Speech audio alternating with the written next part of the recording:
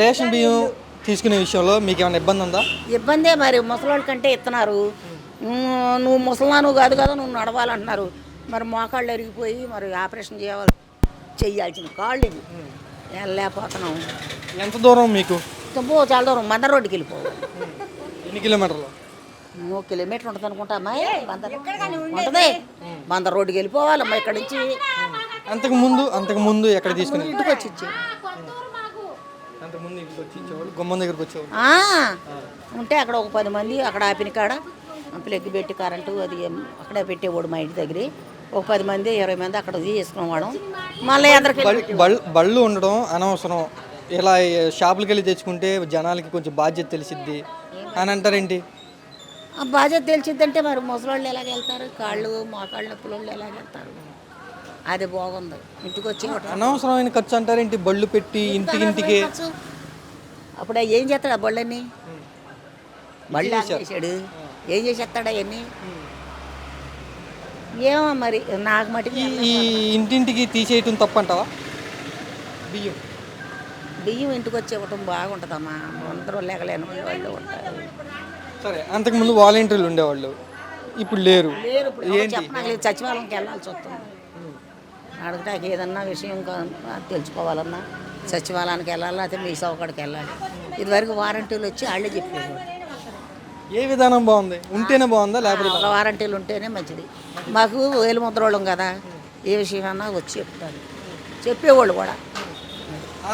ఆళ్ళం కూడా పెట్టడం వేస్ట్, అనవసరమైన ఖర్చు అని అంటారేంటి?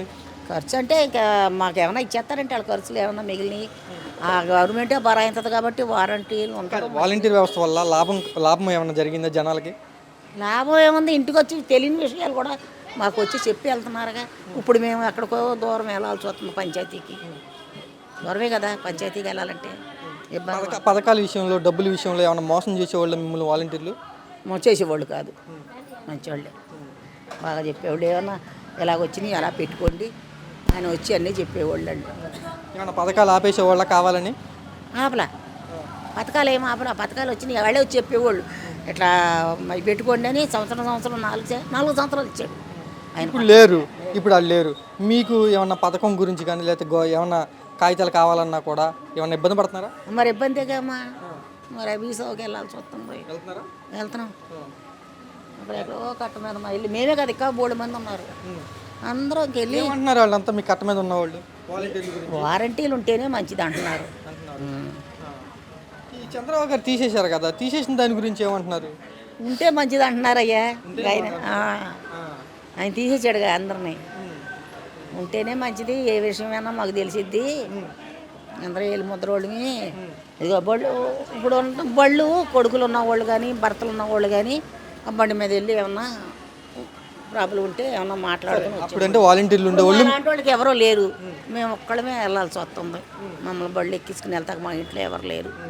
మరి ఇంటికి వచ్చేవాళ్ళు అది మంచిదేగా. వారంటీలు విషయాలు ఏమైనా ఉంటే చెప్పేవాళ్ళు. అప్పుడు వాలంటీర్లు ఉండేవాళ్ళు, మీకు ఇన్ఫర్మేషన్ ఇచ్చేవాళ్ళు.